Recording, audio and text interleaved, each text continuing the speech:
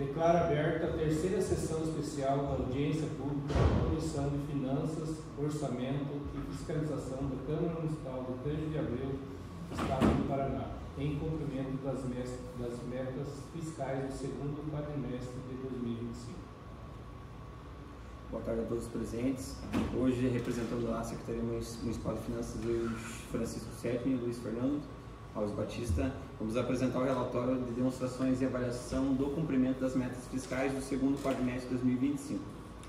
A gente é respaldado pelo artigo 9º da Lei Complementar Federal número 101/2000, que diz que até o final dos meses de maio, setembro e fevereiro, o Poder Executivo demonstrará e avaliará o cumprimento das metas fiscais de cada quadrimestre, em audiência pública na comissão referida do parágrafo 1º do artigo 166 da Constituição, ou equivalente nas casas legislativas estaduais ou municipais. Então, pessoal, aqui nesse slide tem a receita tributária, que é referente ao IPTU, ISS, ITBI e o IR, que é o Imposto de Renda, e outras receitas tributárias. A previsão para o exercício 2025 foi de 7.430.000 no geral. Aí para a IPTU foi previsto 155.000, já foi arrecadado até o segundo quadrimestre R$ 241.788,95. De ISS, que é Imposto sobre Serviço, R$ 2.330.000, já foi arrecadado R$ 1.303.441,92. ITBI, que é o Imposto sobre Transmissão de Bens Móveis, 3 milhões, foi arrecadado até o segundo quadrimestre R$ 1.389.783,36. E o IR, que é o Imposto de Renda, R$ 1.495.000, que foi a previsão, e até o presente momento foi R$ 1.287.440,45. E as outras receitas tributárias, R$ 450.000, já estamos em R$ 446.681,79. Essa é a parte da receita tributária. Transferências correntes, que são a cota do FPM, ICM, IPVA e ITR. De FPM, a previsão é 30.060.000, até o momento foi R$ 18.373.214,77. A cota do ICMS, R$ 18.400.000, até o momento R$ 12.178.844,03. Cota do IPVA, R$ 1.744.000, já arrecadamos R$ 1.809.334,18. E a cota do ITR, 450.000, estamos agora com uma arrecadação de R$ 65.803,46. Lembrando, a cota do ITR, ela entra agora nos terceiro quadrimestre, né, que o pessoal começa a pagar, e agora a gente já tem um convênio também do ITR estabelecido. Antes era 50% para o município, 50% para a União, agora 100% para o município, tá bom? Dívida consolidada, ela está em R$ 14.073.262,09, e a receita corrente líquida R$ 85.527.108,76.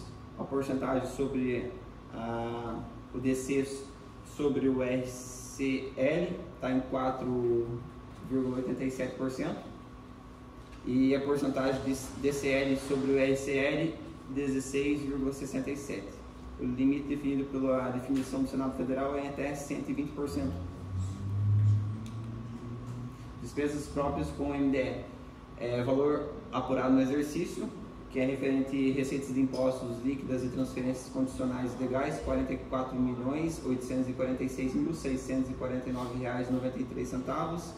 E a despesa, que é um mínimo de 25% das receitas resultantes de impostos na manutenção e desenvolvimento do ensino, R$ 12.380.636,31. O mínimo a ser aplicado é 25%, já foi 27,61%. Despesas com Fundeb. Especificação: receita arrecadada do Fundeb, valor apurado do exercício, R$ 8.094.609,14. Remuneração com os profissionais da educação, R$ 7.663.118,71. O mínimo a ser aplicado no exercício é 70%, aplicado no exercício já está em 97,67%. Despesas próprias com saúde.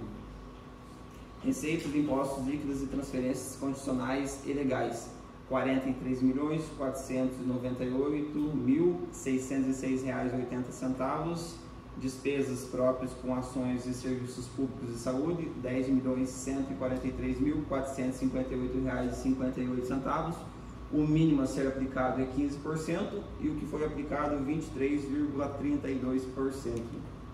Despesa com pessoal vezes a receita corrente líquida. Despesa com pessoal, R$ 37.703.169,02. O percentual realizado está em 45,53%, o limite prudencial é 51,3%, o limite máximo é 54%. E a receita corrente líquida nos últimos 12 meses está em R$ 82.756.553,73. Nossa conclusão: os gastos com o pessoal ficaram dentro do limite estabelecido, que é 45,53%. A lei de responsabilidade fiscal determina que até o final do exercício o índice deverá ficar dentro do limite máximo, que é 54%. E os gastos com saúde estão no percentual de 23,32% e o mínimo exigido é 15% no exercício. E gastos com educação está em 27,61% e a dívida líquida vem se mantendo dentro dos limites exigidos. Se alguém tiver alguma pergunta, fique à vontade. Eu tenho uma pergunta. Esse agora no último aí você falou da educação ali. Fundeb? MDR? Aqui não, na última slide? Aqui? Aí. Os gastos com a educação está em 27%. A gente vê falar que ele não tem orçamento para a educação. E até quantos que vai conseguir? Tem mais o que gastar na educação ou como está o orçamento só para nós? E a gente vê falar, em ônibus, em tal lugar, não tem dinheiro para buscar um motor porque não tem a educação está sem orçamento. Tem ônibus para fazer a parte do estafamento, não tem, está sem orçamento. Só para mim saber como que está. É que funciona. Na parte da educação. Isso, a parte do orçamento funciona mais ou menos dessa forma. Ele é estipulado um valor, nós mandamos a lei, igual vai ser votada essa semana para o ano que vem, nós mandamos aquele valor de orçamento. O valor de orçamento é uma previsão para o próximo ano. A previsão ele é para ser gasto nos 12 meses.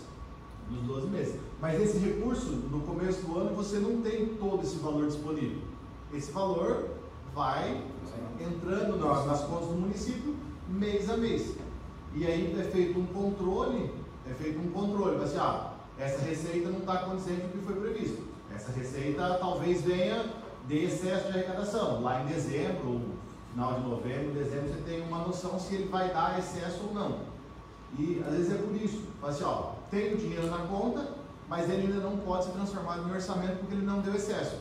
E o orçamento que foi previsto no ano, por algum período sazonal ali, veio um recurso a mais do que previsto, então ele vai dar excesso, ou foi previsto menos do que veio. Então, são coisas diferentes. Aí o que pode ocorrer no caso da educação? Dentro da estimativa, por exemplo, o ITR, ele vem um valor maior e um público. Vem um valor maior e um público. Disso, 25% tem que ser aplicado na educação. Mas, desse valor, praticamente não veio nada do ITR. Então, em outubro, pode ser que tenha um pouquinho de excesso na conta do ITR. No mesmo caso do FPM. Nós temos uma parcela do FPM que entra dia 10 de dezembro, que é 1%. Esse 1% dá mais ou menos 1,5 milhão. Disso, 25% tem que ser aplicado na educação. Só que isso só vai entrar lá em dezembro. E às vezes esse orçamento já foi gasto lá atrás. É que no começo faz a previsão no começo do ano, mas não sabe o que vai acontecer com os... Exatamente. Ele pode ter um acréscimo, que depois nós conseguimos transformar isso em orçamento, porém ele pode ter uma diminuição de receitas. Às vezes sai a notícia, o FPM... em relação ao ano passado vai ter um recuo de 10%, então acaba tendo que reduzir esse lançamento. Então é por isso que às vezes tem dinheiro, mas às vezes não tem orçamento. Então, tem que aguardar ou transformar isso aí em orçamento. Obrigado. Só queria fazer uma colocação aqui também a respeito do transporte escolar.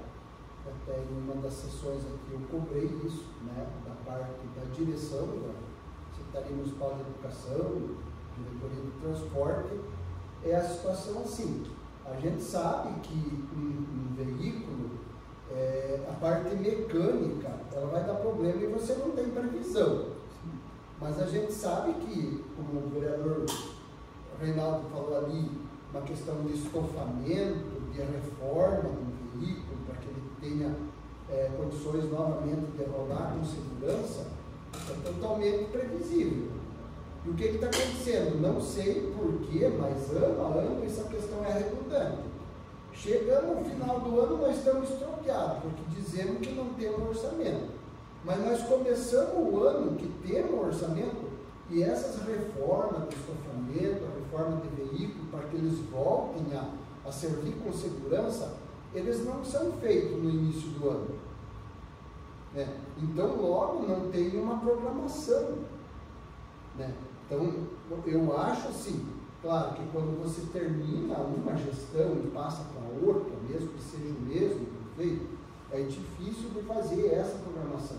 Mas quando está dentro da própria gestão e passa de um ano para o outro, teria que o pessoal fazer essa programação para janeiro e fevereiro. E não fazem. Aí o que acontece? Chega no mês de junho, a população começa a cobrar e o pessoal começa a alegar que não tem orçamento de novo. Então, eu acredito que não é a jurisprudência dos senhores aqui, mas eu acho que a administração, o executivo, tem que cobrar da Secretaria de Educação que coloque isso na programação. Senão nós vamos passar daqui 10 anos em outra coisa, que é mais grave ainda. Que nós compramos ônibus novo e não temos ônibus novo. Nós compramos mais ônibus novo e não temos ônibus novo. Isso vai se deteriorando. Então, eu acho que reforma de ônibus, estofamento, questão geral, dá para programar. Sim. Outra questão que eu quero colocar aqui, já fora do transporte escolar, é gastos com o pessoal. Nós estamos vendo aqui que nós estamos com um índice de 45,56%. Nós sabemos que nós temos um plano de cargos e salários em andamento, que tem pessoas que vão aqui no máximo mais um ano e meio, adentrar ao benefício de avanço, de poder colocar pós-graduação, né, curso, e esse índice vai estourar. Porque nós temos um outro agravante junto com isso aqui, que é esse projeto do governo do Estado, que diminuiu em 45% a alíquota do IPVA. Então, só quero perguntar para os senhores e colocar aqui, isso vai dar um esquenta-cabeça para os municípios. Sim. Até quando nós tínhamos mandado o projeto de lei, nós mandamos ainda com o IPVA com a alíquota total, com o mesmo valor. Até depois, se verificarmos que não vai atingir a receita, dá para fazer algum procedimento para diminuir a questão do IPVA. Com relação à folha de pagamento, dentro do orçamento, quando nós montamos o orçamento para o próximo exercício, é feito um cálculo com recomposição inflacionária e com os possíveis avanços. Para 2026, ele não deve ter o problema ali de chegar no 51. Para os demais exercícios é um pouco complicado fazer essa conta, porque nós não temos as inflações. Mas, a princípio, para 2026, nós não teremos esse problema. Eu acho que, não sei se o secretário de Finanças, através da pasta dele, tem algum projeto, alguma situação. Nós temos um imposto aqui que é muito benéfico para o município, que é o SS. Né? Ele é um imposto santo, né? Porque ele cai. Não sei se a Secretaria de Finanças tem algum projeto para que melhore a arrecadação do ICS. Sim. Porque olha, veja bem lá, nós estamos no mês 10, já entrando no mês 10 amanhã, A previsão é 2.330.000. Nós não atingimos 50% ainda. Sim. Então a gente hoje tem uma auditora fiscal do município. Ela já foi, a gente teve uma reunião com ela. Ela está notificando as empresas para que no caso ela vai estar acompanhando o movimento mensal do ISSQN, verificando se o movimento de fato está sendo real com o que acontece na empresa, porque muitas vezes eu mesmo, mas é um trabalho muito pessoal da pessoa física, porque quando eu vou solicitar um serviço numa oficina, é interessante que eu solicite a nota fiscal, não só aquele recibo. Se a população começar a solicitar, eles vão emitir. O problema é a população, tá aquele recibo, pronto, aí assim a pessoa não recolhe o ISS, mas assim agora a auditora, a partir da reunião que a gente teve, ela está notificando as empresas para que elas estejam cientes que está havendo monitoramento delas. Eu conversei com o senhor esses dias, no município, que é prestador de serviço para empresas do município, e o relato dele é assim: 60% das empresas do município não solicitam a nota fiscal da parte de movimento, que trabalham com essa empresa. Então, nós vamos ter que desenvolver alguma coisa em âmbito municipal para que melhore o ISS no município. Sim. Para compensar essa perda com o IPVA. Eu tenho que tirar de outro lugar, né, em termos, né? E o couro tem que sair agora. Vou fazer mais uma pergunta, mas não sei se é na área de vocês, negócio de licitação não é de vocês. Não, licitação não. Só ia fazer uma seguinte pergunta. Esses dias o vereador Elcio teve a questão da licitação, só vou deixar vocês, a licitação do 11 lá da Ilha da Sorda, vereador. Então, nós estávamos no mês de agosto, não saiu a licitação agosto, então em outubro.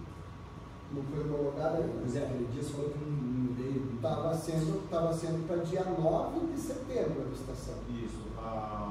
Às vezes saiu. Saiu. Todos os contratos novos vão iniciar dia 1º. Pelo menos é o que é. Isso. Aí encerrou-se setembro do contrato antigo. Será que você não vai saber quando tinha encerrado esse lado disso? Não. É que, segundo o que eu conversei com o secretário de administração, também estudei no caso, mas foi uma falha na administração da Secretaria de Educação. E nos revisores de contrato também, que a prefeitura paga. Porque, tipo assim, dinheiro do cidadão, dinheiro de recurso da prefeitura, paga servidores em todas as secretarias como revisores de contrato. Infelizmente, esse pessoal está lá como revisor de contrato só para assinar nota. Que não é o correto. Né? O pessoal tem que ajudar a secretaria a gerenciar esse tipo de situação. Então, o que aconteceu especificamente nessa questão do transporte escolar? O pessoal da educação foi fazendo aditivo, e quando chegou não dava mais para fazer aditivo. Aí o prestador não podia continuar tirando nota porque não tinha mais contrato.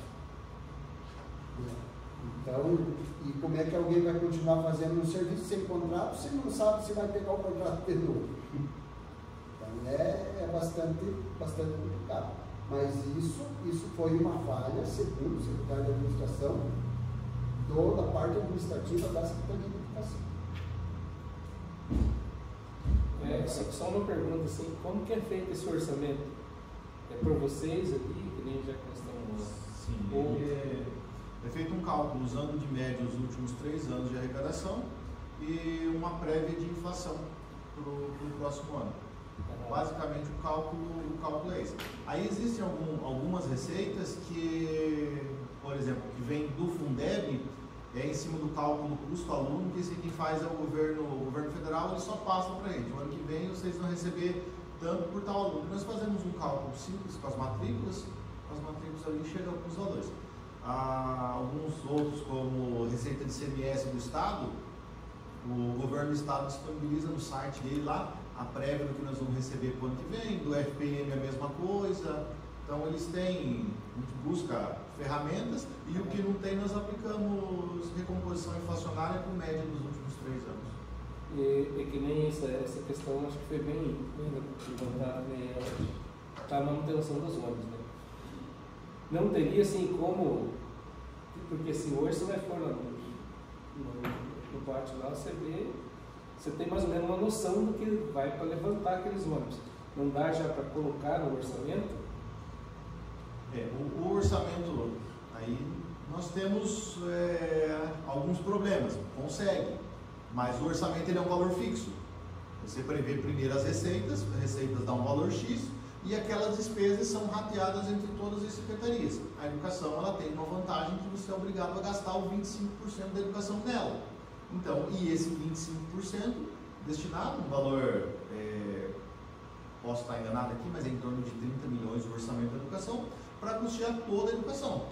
E esses 30 milhões aí, grande parte para a folha de pagamento, que é uma das grandes folhas dos professores, né? A quantidade é bastante, não falando que eles ganham, mas pela quantidade mesmo, pela quantidade, e o restante é para manutenção. Aí essa manutenção dentro da secretaria, quem define são os gestores, são os secretários. Nós só estipulamos o valor deles e a definição do que vai para cada coisa são eles que definem.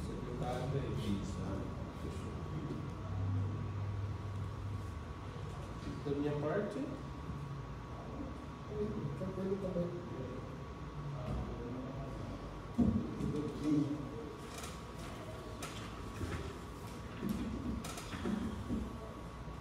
para nós da Comissão de Finanças, Orçamentos e Fiscalização da Câmara Municipal, agradecer a presença dos representantes da Prefeitura, Luiz Fernando Batista, Francisco Centim, representando neste momento a Prefeitura Municipal, e Luiz Renato Weber como representante da Câmara Municipal.